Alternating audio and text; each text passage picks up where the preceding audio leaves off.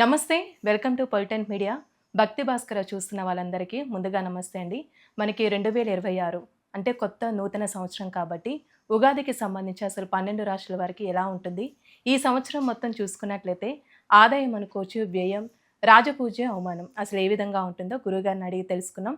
ప్రస్తుతం మనతో ఉన్నారు ప్రముఖ ఆధ్యాత్మికవేత్త, ప్రముఖ జ్యోతిష్య వాస్తు పండితులు చెవిఎన్ కిరణ్ శర్మ గారు ఉన్నారు. గురువుగారి మాటల్లోనే తెలుసుకుందాం. నమస్కారం గురుగారు. అఖండ లక్ష్మీ ప్రాప్తిరస్తు. గురుగారు, ఇప్పుడు మనకి ఉగాది నుంచి మనకి చివరి రాశి మీనరాశి కాబట్టి ఈ రాశి వారికి సంబంధించి ఆదాయం, వ్యయం, రాజపూజ, అవమానం ఏ విధంగా ఉంటుంది అసలు? ప్రతి విషయంలో కూడా నెమ్మదిగా ఉండే రాశి ఒకటి, అతిగా ఆలోచించే రాశి ఒకటి, ఇది నా వల్ల కాదేమో అనుకునేటువంటి రాశి ఒకటి, చేద్దాంలే అనుకునే రాశి ఈ రాశి. ఇదేనా? అంటే ఇవన్నీ ఎట్టి సమ్మిళితమైనటువంటి రాశి ఇది. సవ్య అపసవ్య దిశలో తిరుగుతుంటుంది ఎప్పుడు కూడా. ఒక ఆలోచన ముందుకెళ్తే ఒక ఆలోచన ఎక్కువ వస్తుంటుంది. అందుకే వీళ్ళు కవయిత్రులు, కళా పోషకులు ఎక్కువగా ఉంటారు వీళ్ళు. సరే, మీన రాశి వారికి ఈ శ్రీ పరాభవనామ సంవత్సరంలో ఎలాంటి ఆదాయ వ్యయాలను తెలుసుకుంటే 14 ఆదాయంగా చెప్పబడుతోంది, 11 ఖర్చుగా చెప్పబడుతోంది. ఇక రాజపూజ్యం 7గా చెప్పబడుతోంది, అవమానం 2గా ఉంది. సో మరి మీన రాశి వారికి జన్మస్థ శని, చాలామంది బాధపడేది జన్మంలో శని. అలాగే వీళ్ళకి వ్యయంలో రాహు. పాపం వీరికి వ్యయంలో అంటే కుంభంలో రాహు ఉన్నాడు.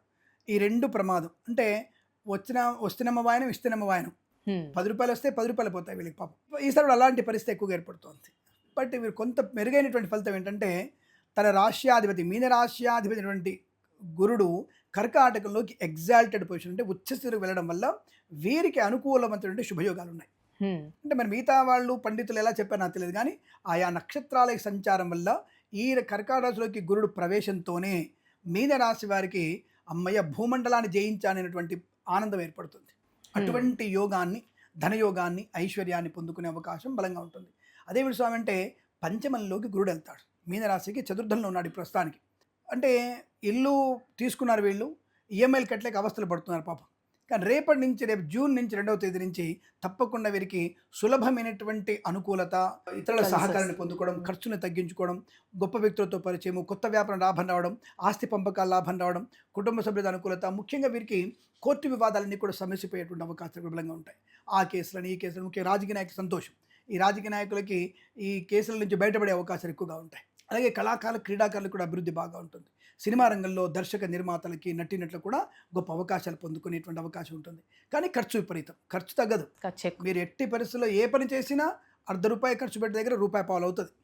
అంటే 75% ఎక్కువనే ఖర్చు ఉంటుంది. కానీ పనులు అవుతాయి. ఇంకేం పనులు స్వామి, డబ్బులు ఖర్చు అయిపోయిన తర్వాత ₹1,00,00,000 ఖర్చు అయితే 2 కోట్లు ఖర్చు పెడితే మాకేం మిగులుతుందంటే, మిగులుతుంది. ఎందుకు కంగారు పెడతారు? జూన్ తర్వాత ఆగాలి. జూన్ నుంచి మీకు మంచి ధనయోగాన్ని, ఐశ్వర్యాన్ని, ఆనందాన్ని పొందుకుంటారు. తర్వాత మళ్ళీ నవంబర్ నుంచి మళ్ళీ డిసెంబర్ వరకు, నవంబర్, డిసెంబర్ 2 నెలలు కూడా కొద్ది ఇబ్బంది. మళ్ళీ ఫిబ్రవరి, మార్చి మళ్ళీ వీరికి చాలా లాభాలు పొందుకునే అవకాశం ఉంటుంది. అంటే తర్వాత మొత్తం మీద వీరికి ఈ శ్రీ పరాభవనామ సంవత్సరం అనేది వీరికి యోగాన్ని కలిగిస్తుంది. తప్పకుండా అనుకూలమైనటువంటి యోగాన్ని కలిగించే అవకాశం ఉంటుంది.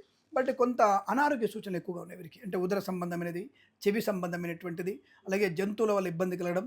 రైతు సోదరులు కొద్దిగా జాగ్రత్తగా ఉండే ప్రయత్నాన్ని చేయాలి. ఎందుకంటే ఈ కరెంటు స్తంభాల వైలు తెగడం వల్ల రైతులకు కూడా కొంత ప్రమాదం ఏర్పడే అవకాశం ఉంది. కాబట్టి వర్షాకాలంలో రైతు సోదరులు జాగ్రత్తగా ఉండే ప్రయత్నాన్ని చేయండి. అలాగే పూలు, పళ్ళు, కూరగాయలు పండించే వారికి లాభాలు ఉన్నాయి. సూపర్ మార్కెట్, కిరాణా వ్యాపారంలో అభివృద్ధి కూడా ఉంటుంది. మరి రైతులకు ఏ పంట బాగా పండుతుంది అని అడిగితే పూల వ్యాపారం బ్రహ్మాండం. ఏ పూల వ్యాపారం బ్రహ్మాండంగా ఉంది. చెరుకు తోట నష్టాన్ని, అంటే పొద్దుతిరుగుడు పువ్వుల యొక్క, అంటే నూనె తమ్మైనటువంటి పొద్దుతిరుగుడు పువ్వు ఆ పంట మాత్రం నష్టాన్ని పొందుకునే అవకాశం. అలాగే వరి పంట పెద్దగా మీకు లాభాన్ని కలిగించకపోవచ్చు. శనగలు, ఉలవలు, కందులు, అలాగే మనకి తైదలు, సజ్జలు, రాగులు, ఇటువంటి పంట పండించే వారికి మంచి లాభాలు పొందుకునే అవకాశం బలవంత. రైతులు ఆ పంటని పండించండి, లాభాలు పొందుకునే అవకాశాలు ఉంటాయి. అలాగే సూపర్ మార్కెట్, కిరాణా వ్యాపారం లాభాలు ఉన్నాయి. కన్సల్టెన్సీ ఆధారపడవచ్చు, మ్యారేజ్ బ్యూరో శుభవార్త వినవచ్చు, ఈవెంట్స్ చేసే వారికి గొప్ప ఈవెంట్స్ లభించే అవకాశాలు. Share market, speculation, communities, crypto currency, bit coins లాంటి వల్ల జూన్ టు అక్టోబర్ వరకు చాలా బాగుంది. జూన్ వరకు బాగాలేదనే విషయాన్ని గమనించండి. అనుకోని అనవసర ఇబ్బందులు, ఖర్చులు, వ్యవహార నష్టాలు, అలాగే వివాహ సంబంధ చర్చలు ఉంటే జూన్ తర్వాత పెట్టుకోండి. వివాహం చేసుకోవాలనుకుంటే అక్టోబర్ లోపల చేసుకోండి. తప్పకుండా మీకు అనుకూలమైనటువంటి శుభయోగాలు ఉంటాయి. కృత్రిమ సంతానం అంటే ఈ యొక్క IUF ద్వారా మీరు సంతానం పొందాలనుకుంటే మీరు అక్టోబర్ టు డిసెంబర్ మాత్రమే మీకు మంచిది. అక్టోబర్, నవంబర్, డిసెంబర్ నెలలే మీకు మంచి యోగాన్ని కలిగిస్తాయి. ఆ తర్వాత మీకు నష్టాన్ని కలిగించే అవకాశం ఉంది. ఆ విషయంలో జాగ్రత్తగా ఉండండి. పిల్లల వల్ల కూడా గౌరవం ఉంటుంది. విద్యార్థులు ముఖ్యంగా మీరు చేసేటువంటి విద్యలో రాణింపు అనేది కొద్దిగా కష్టంగా ఉంటుంది. అంటే ఇతరుల మీద ఆధారపడితే నష్టం వస్తుంది. కాబట్టి జాగ్రత్తగా ఉండండి. తప్పకుండా మీరు మీ పరీక్ష మీరు రాయండి. మీకు బెటర్ పర్సెంటేజ్ వచ్చే అవకాశం ఉంటుంది. ఆ విషయాన్ని గమనించుకుంటే చాలా మంచి అని చెప్పవచ్చు. ఇక వ్యాపార పరంగా కానీ ఫార్మా, సిమెంటు, ఐరను, ఇటుకలు, construction, real estate, automobile, electrical వ్యాపారంలోను కాస్త జాగ్రత్తగా ఉంటే నిలదొక్కవచ్చు. జూన్ వరకు కాస్త బాగాలేదు, జూన్ టు అక్టోబర్ బాగుంది, నవంబర్ డిసెంబర్ బాగాలేదు, మళ్ళీ ఫిబ్రవరి మార్చి మళ్ళీ అనుకూలవంతమైన శుభ ఫలితాలుగా ఈ రాశి వారికి మనం చెప్పవచ్చు. వస్త్ర వ్యాపారస్తులకు లాభం ఉంటుంది. తప్పకుండా వివాహాది నిశ్చయితాంబులాదు సంతాన యోగం బలంగా ఉందనే విషయాన్ని చెప్పొచ్చు. ఇల్లు కూడా కొనుగోలు చేసే అవకాశాలు ఈ రాశి వారికి బలంగా ఉన్నాయి. గురుగారు, ఈ రాశి వారికి సంబంధించి పరిహారం అంటే ఏంటండి? పరిహారం ఒకటి ఏంటంటే తప్పకుండా ఈ రాశి వారికి ఈశ్వర ఆరాధన ఎక్కువ మంచి ప్రయోజనాన్ని కలిగిస్తుంది. దుర్గమ్మ వారిని, సరస్వతి దేవిని మీరు తప్పకుండా పాలన చేయగలిగితే, అమ్మవారిని ప్రార్థన చేయగలిగితే మీకు అనుకూలవంతమైన శుభయోగాలు ఉంటాయి. విషయాన్ని తెలుసుకుంటే మంచిది. స్వస్తి ప్రజాభ్య పరిపాలయంతాం న్యాయేన మార్గేణ మహిం మహేషాః గోబ్రాహ్మణేభ్య శుభమస్తు నిత్యం లోకా సమస్త సుఖినో భవంతు. ప్రేమతో మీ కిరణ్ శర్మ.